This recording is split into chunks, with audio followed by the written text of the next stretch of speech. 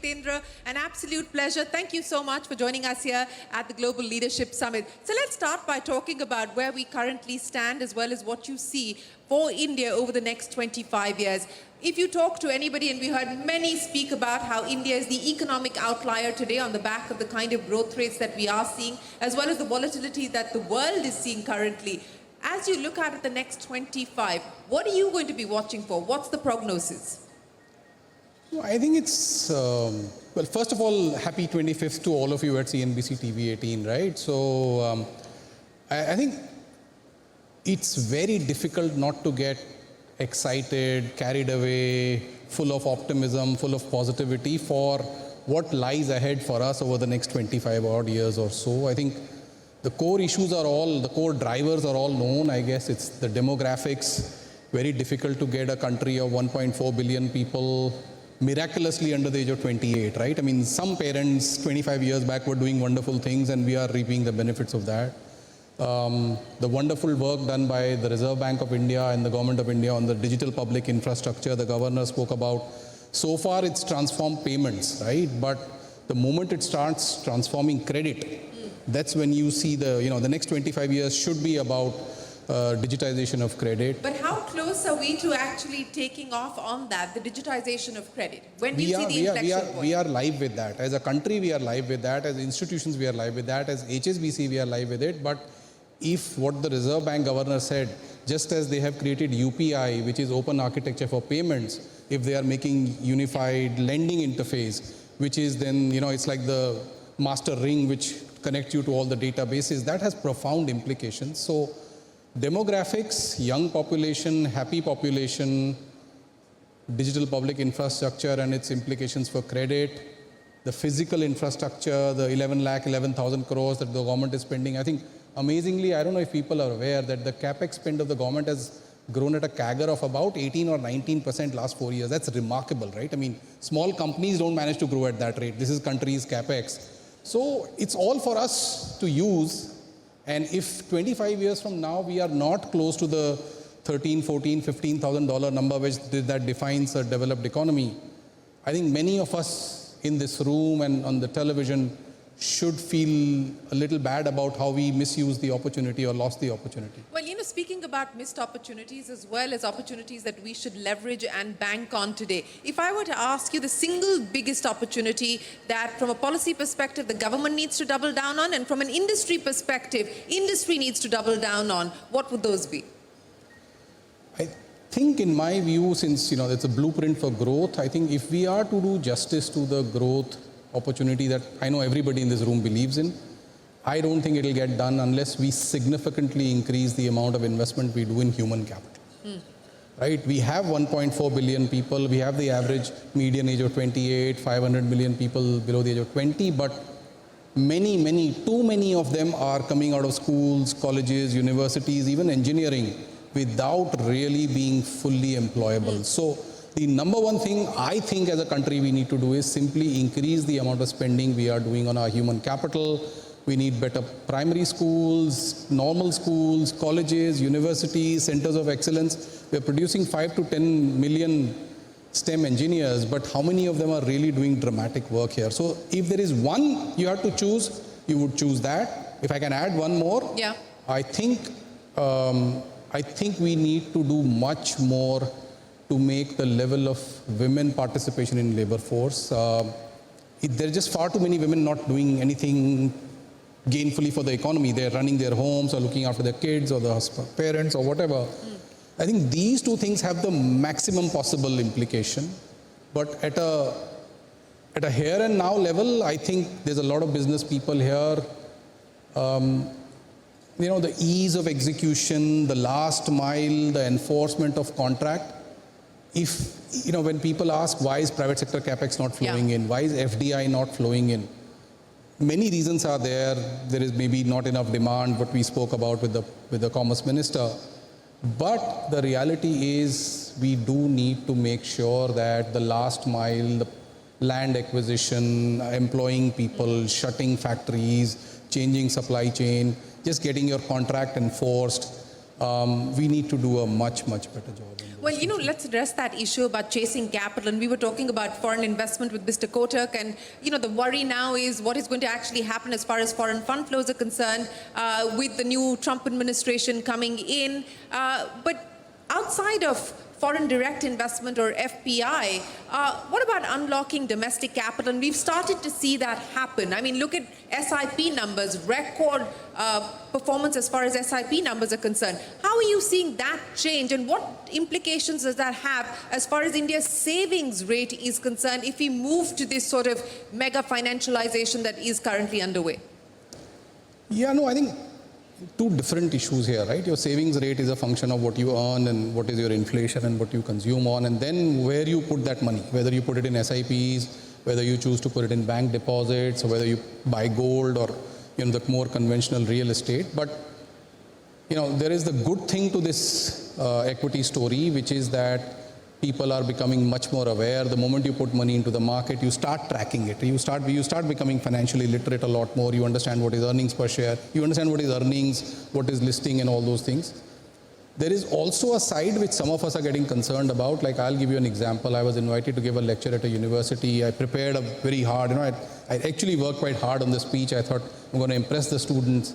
When the speech got over, I said, any questions? And the question was, yes, what do you think of HPCL stock price today? Right? So there is this element also. I thought that only happens to us. So maybe because of CNBC-TV18, so you take part of the blame for it. But so there is the great side, which is financial literacy is coming early. There is also the not so great side. In the last 3-4 years, people think this is a way to live. You just get up in the morning, buy a stock, a week, a month, or later it's always higher, as has been the case. And as the cycle now is turning a little bit, so you will get, but financialization of savings is a great development. But financialization between bank deposits and stock market, frankly, there is no difference. Between gold and this, yes, there is a difference. Between real estate and this, there is a difference. But at a broader level, for the path to the economy's Viksit Bharat or whatever, I think the main thing is we have to have more people working and earning wages which are increasingly lower middle income and then middle income, etc. And that path, I know lots of discussions today following this discussion as well. That, I think, as Mr. Bajaj was saying, once we all agree that these are the things we need to do, we need to make acquisition of land easier, we need to make commercial courts, hundreds of thousands of commercial courts or things like that, then get behind it. To the point on FDI or FPI, I think my sense is whenever any business can, with the reasonable degree of safety, predict costs, inflation, policies, taxation rates, then they can produce their goods at X cost and know that at Y price they can sell it. That's when the capital comes in. Wherever capital doesn't come in is because most business people are struggling to see with clarity that level of visibility to revenues, costs, policies, taxation, etc., etc. And I think as a country, we need to create a FOMO around that, right? I come from a global company. I know that every global company is looking at India very, very closely. Every global board is looking at India. What are the questions being asked of you, of global investors, of your own board, for instance? The question that it is asked often, and global boards but we are not able to answer properly, is what are the big risks? It's very difficult. I've tried to think about it quite a bit, right? You say this is young population, great, stable government, great, stable. So it's sounding too good to be true. Yeah, but it's never, life is never linear like that. So COVID came out of the blue, right? Nobody knew about it like that. But what are the boards? I think 2-3 things. One is, what is the risk that we have not understood? Second is, clearly, are we going to be treated as an equal? Right? Is there going to be fairness of treatment or so? And third is, when does this $2,500, $2,600 per capita income, which restricts demand for many, many goods and services, go at least to 3,500 to 4,000 so that the population expands by a few 100 million or so. So I think everybody is at the crossroad, at least in the Fortune 500 companies, of how much, when do they come in and how big do they go in here? So. Well, since we're talking about line of sight and visibility, let's talk about HSBC and your own plans in India. You've had a long history, a long committed history here in India. Given the opportunities that you just spoke of, as well as the road ahead, I mean, how are you playing the India story from here on? Yeah, so before I answer the question, I can see the HSBC stall right opposite me there. I request everyone to go there. There's a lot of good material out there for people to consume. Nicely done, nicely done. Very, very well done. I knew I was going to sit on this chair, right? That's why we kept it there. So, but see, HSBC has been in India since almost 1850 odd or so, right? So we are still called a foreign bank, which I don't know how to get out of that. I mean, I am as Indian as anybody foreign else. Holding. Foreign holding. But HDFC Bank, you don't call that. Its shareholding is not too different to ours. Mr. Parekh is right here. We'll ask him that question. But to answer your question, listen, we are all in on the country, right? We are doubling down. I keep saying internally, we are tripling down or so. You will see us when you go off to Bombay Airport or Mumbai Airport tonight or tomorrow morning. Please see, we'll be all over the place, right? Yes. We have seen significant increase in our corporate customers wanting to make acquisitions abroad. Of the 15, 20 acquisitions that have got done by Indian companies abroad, we've been part of 13 or 14 of those. We've banked 50% of the MNCs that have a presence in the country. We also bank 50% of the unicorns. Right, so I think we are finding opportunity everywhere and anywhere. As Mr. Premji before us said, the challenge for us is to make sure that we don't try and do everything. Right, I don't want to be in microfinance as well as be the M&A banker of the country. Right, so we got to choose the pockets in which we can do the maximum service. But we are very open for business. We are growing at a rate faster than we ever have in our history, and in the next 5-6 years, we'll hopefully do what the bank has managed to achieve in the last 165 years. Didn't manage to achieve in the last 165 years, you hope to achieve in the next 5 years. That's the ambition and that's the target that you've set for your team. No, that's the target the team has set for itself. I'm just agreeing with them. Well, let me ask you this. Essie, the Chief Growth Strategy Officer and the CMO of Unilever, said that India is the heartbeat for Unilever globally. Is HSBC India the heartbeat for HSBC globally? How relevant is India for HSBC globally? So funny, because one of my colleagues who was there when the Unilever Chief Marketing Officer was there, she's pasted that statement to me that we need to also do something similarly. See, HSBC we are the world's global bank, okay? I know we had the tagline world's local bank, but we really now want to operate as the world's global bank. Any Indian wanting to go abroad, be it a company or an individual, or any individual or a company abroad which wants to come to India, we already have 50% of that market share. We are trying to figure out how to get the balance 50% or so. India is the top priority market for the group currently. We are a fairly large group. Our contribution to the bottom line is growing at a much faster pace than the group one.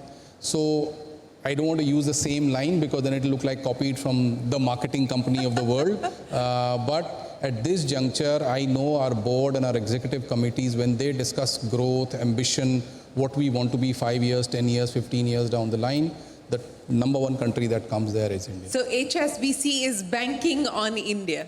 Oh yeah, of course. I hope India will also be banking on HSBC. I was punning there, but you talked about how you are catering to Indians who are looking at global markets, Indian companies that are looking at global markets, and this links back to several of the sessions that have talked about that as a theme. How confident do you feel? What's the visibility that you get in terms of Indian companies looking at global markets much more seriously, whether it's from an M&A perspective or actually starting up operations outside? Yeah, I think the one theme we are picking up, and again to this audience here, if it's relevant, I think a lot of Indian companies are realizing that relative to valuations in India, you are able to acquire quality assets in manufacturing powerhouses like Germany and Switzerland and places like that. That is one. Second, in those countries, as in some parts of India, the next generation doesn't really want to run the business. They would rather cash out. And the third thing, if there are inefficiencies in the way that particular business is being run, the Indian entrepreneurs, with their ability to really squeeze out costs, make better supply chains and put management teams inside, I think this is the reason why people are going outside. And I think that trend will increase. Now, whether they buy there and from there procure the material from here, bring in efficiencies and keep the units there to sell to the rest of the world. That is a case-to-case thing. And I think this is one of the trends that Indian companies are already picking up and need to pick up much more, because you get wonderful technology, wonderful channel, right, a distribution channel, and sometimes strong brands available at a fraction of the price that you could do locally. And that's one way to catapult it. And like I mentioned, of the 20 odd acquisitions in going back last 12, 18 months or so, we've been part of 12 or 13, and we are in discussions with multiple. Also, if I may add, just on the point of Indians going abroad, I think the number of Indian students, for example, going abroad, see, that's a huge thing. And a bank like ours is able to open the account of the student. Yeah. While the worried parents, because Indian parents do like to, I get calls, my beti only has $5,000, and I have to say, it's a lot of money, $5,000, don't worry, she can.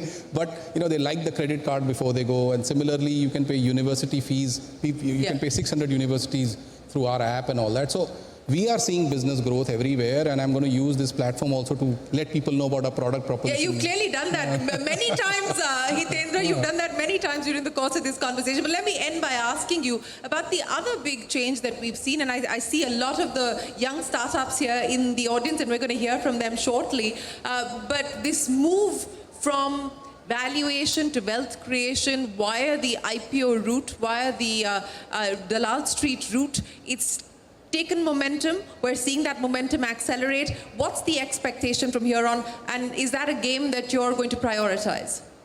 No, so like I mentioned, we bank 50% of the unicorns. We have a lending fund for startups. I think we are the only bank which has about a $600 million fund which is dedicated to lending only to startups. So that means we join many of these companies when they are not even on the radar of the capital market or of the investment bankers or whatever. We know their business a little better than most other people. We know the governance and the conduct and the culture values of culture and values of those organizations. I think it's a wonderful story. Even if 50 companies fail, the one company that creates hundreds of, we saw Swiggy, some hundreds of people have become at least worth $1 million in the last 2 days or so. I think these stories inspire a lot of people. I think the one great change in India, I think definitely we have to accept, is the startup culture. Whatever it has done, and Mr. Bajaj was a little critical of the upstarts, etc. But the reality is many of them have failed once, twice, thrice, 4 times. I mean, 25 years back, if you failed once, you were anyway written off, right? You were just written off by the financial system or by others. So I think it's a wonderful thing. The fact that so many people will become millionaires, many of them will break out and start their own business thereafter. Yeah. So it's like a mushrooming of a wonderful practice. I am very happy to be part of it. I'm going to put you on the spot. End this session with a song. No, come on, you have to do it. You have to do it. A song that gives us a glimpse into the mood and how strong the mood is, what the Josh is like as far as your mood on India is concerned. Go for it. This is really putting me on the spot. Give me a hint. Come on.